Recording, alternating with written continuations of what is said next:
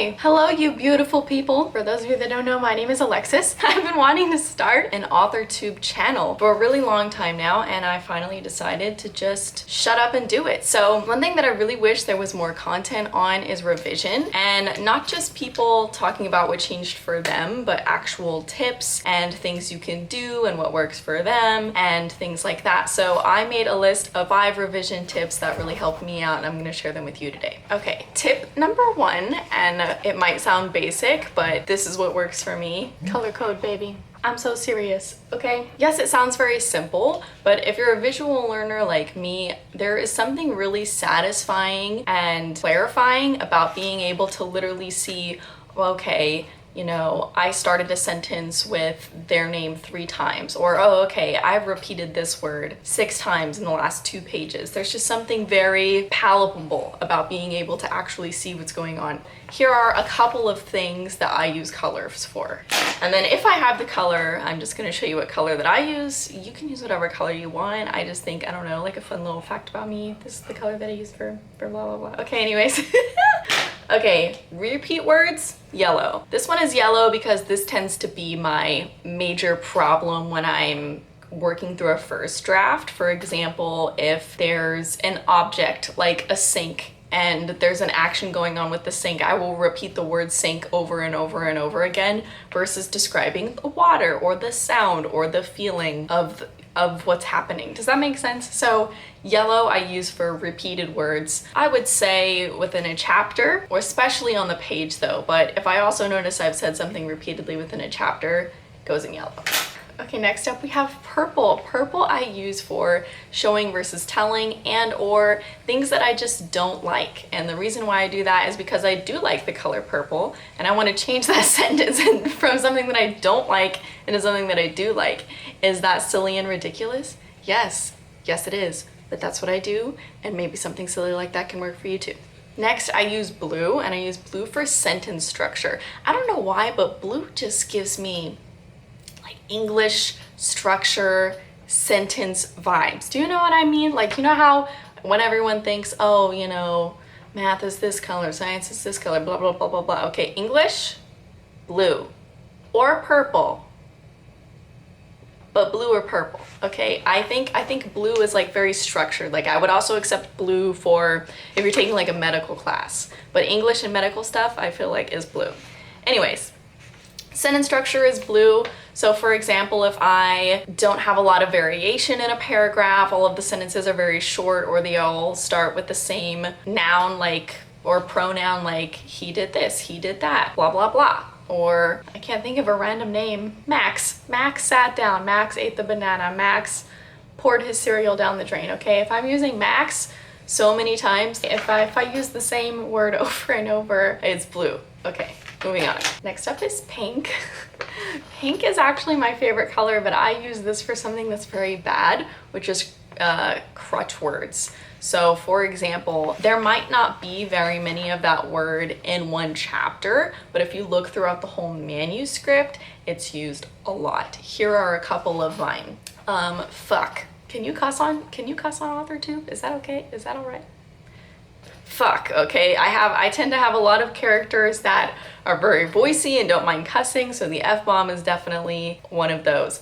Another one is eyes. I describe a lot of things by using eyes versus an actual action. So that is what I typically default to in a first draft is describing eyes. Heart, sometimes I feel like I have moved away from this, but it used to be describing the feeling of the heart. You know, whenever you were shocked, nervous, it was always in relationship to the heart. Just, ever, even. In my last draft, is that? I don't know what I'm saying. Let's ask is it tended? Is that a real word? I'll put the answer on the screen. I just dropped it. I almost hit my dog, but I missed her. I forgot what I was saying. Oh my gosh. Never, that's what I was talking about. So I've used the word never a lot in this past manuscript. So anytime that there is a word that I tend to use throughout the whole manuscript, it gets put in pink. And what I will do when I'm revising is I try to cut at least half through the first draft, and then by the second draft, I try to cut them down even more to hopefully by the end of the draft there is little to no of those crutch words. Because most of the time, I feel like anyways, most of the time there are words that we use naturally, like colloquially when we're talking. So for example, you might say just or even a lot when you're having a natural conversation, but when you're reading, you don't really want to see, you know, 5 evens on one page or 6 justs on one page, even though we might talk like that naturally. Okay, moving on. Okay, this one I tend to use either a pen or another highlighter for, but this is for senses. So in every chapter, I try to have all of the senses, and if I don't get all of them, I try to have the majority. So for example, when I'm defaulting to those repeated words and to the crutch words, I try to ask myself, okay, how can I throw in another sense here? For example, if I'm using eyes over and over and over and over and over, well, that's visual, right? So is there anywhere that I can put a sound in instead? Or is there anywhere else that I can put the feeling of something instead? That I can describe the smell of something instead of just defaulting to eyes over and over and over again? Does that make sense? It also makes for a stronger reading experience too, so. Those are typically the colors that I use, but I highly, highly, highly recommend color coding. Personally, it helps me a lot. Also, when I'm revising in Google Docs, so first of all, I print everything hard copy, highlight on it, and then as I'm changing things on the hard copy, I'm making changes to my Google Doc. What I do in my Google Doc is all of the text will be black and any changes are made in a new color. So for example, let's say I pick blue. All of the revisions will be in blue. That way, when I come back to the draft later, because it's very easy to get discouraged when you're revising, when I come back to the draft later, I'll look at all the stuff in blue and I'll say, wow, you know, look at all the things that I fixed previously, because when you're fixing it again, it can be really discouraging, but I try to look at it in a positive way, like, wow, look at all the problems that I found last time and I made them better, and now I'm just gonna make it even better this time. So I don't know, works for me, maybe it might work for you. Tip number 2 is my favorite tip. And it's something that I've kind of always thought, but I've never heard anyone else describe it like this, but it is to treat revision like an onion. That's right, you heard me, like an onion. Revision is an onion. Say it with me. Revision is an onion.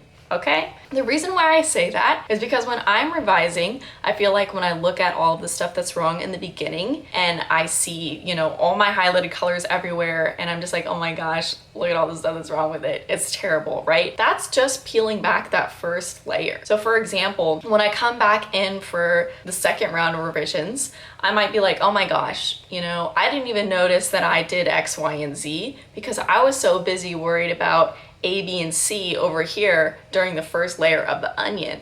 But that's okay, because in order to see the next layer, you have to pull that first layer back. So you might not be able to see, you know, the deeper things that are wrong until you pull back those first layers, right? Like you might not realize something is wrong until you get to layer 4. But I think of it as layers. You have to keep peeling them back in order to see the deeper problems until eventually you get to the core, and then everything should come together, hopefully, in theory, right? It's what we're all hoping for. Tip number 3, I talked about this in tip number 1, but try to make sure all of your senses are in the chapter, right? Like, don't you love reading about something where it can appeal to all the senses, right? That's why things like the Harry Potter cookbook is so popular, because you think about those scenes from those movies, or you think about those experiences from those movies. Or, you know, when you're reading a fantasy and instead of describing what things look like, you know, they'll describe the taste of something, or they'll describe what something sounds like, or they'll describe what something feels like, right? Like, it doesn't all need to be sight, or maybe that's not what you default to. I personally think I default to sight, but